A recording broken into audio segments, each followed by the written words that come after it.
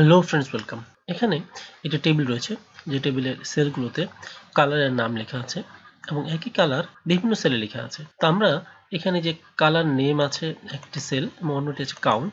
আমরা যখন এখানে কোনো একটি কালারের নাম এখান থেকে ইনপুট দিব, তখন ওই কালারটি কতবার এখানে লেখা আছে এখানে কাউন্ট হয়ে বের হবে। এবং পরবর্তীতে যে কাজ করবো সেটি হচ্ছে এই কালারটি যেটা আমরা এখানে লিখেছি সেই কালার সংশ্লিষ্ট সেলগুলো এখানে অটোমেটিক হাইলাইট হবে। তো চলুন শুরু করা যাক। তো প্রথমত আমরা দেখব কাউন্ট কিভাবে করতে হয়। তো এখানে আমরা ইকুয়াল সাইন দেব, তারপর একটি ফর্মুলা টাইপ করব, সেটা হচ্ছে কাউন্টিফ। কাউন্টিফ ব্র্যাকেট ওপেন করব। রেঞ্জ হচ্ছে আমার এই পুরো টেবিলটি আমার রেঞ্জ।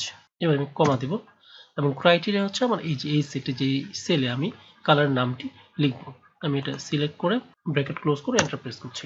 এবার আমি যে কালার নেমের যে সেলটি, এখানে আমি একটা কালার নেম লিখব, GREEN, গ্রিন। এন্টার প্রেস করছি। দেখুন 7, অর্থাৎ গ্রিন এখানে 7 বার দেয়া আছে। অন্য একটি কালার আমি দিচ্ছি স্কাই, SKY স্কাই।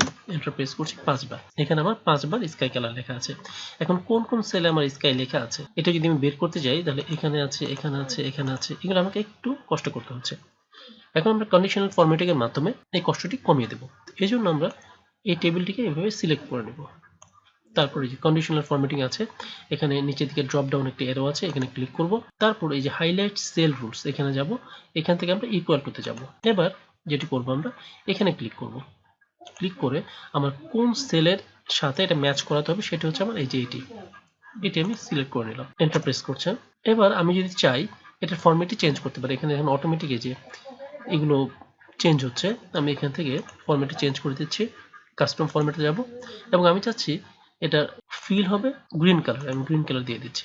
এবার ওকে প্রেস করছি, ওকে প্রেস করছি। তাহলে দেখুন যে অটোমেটিক এখানে যেখানে যেখানে স্কাই লেখা আছে প্রত্যেকটি সেল হাইলাইট হয়েছে। অন্য একটি কালার আমি এখানে দিচ্ছি। সাপোজ আমি এখানে কালার দিচ্ছি ব্লু, BLUE, ব্লু। এবার আমি এন্টার প্রেস করছি। তাহলে দেখুন ব্লু লেখা আছে 8 বার, এখানে 8 চলে আসছে এবং এখানে 8টি সেল যেখানে যেখানে ব্লু আছে প্রত্যেকটি হাইলাইট হয়েছে।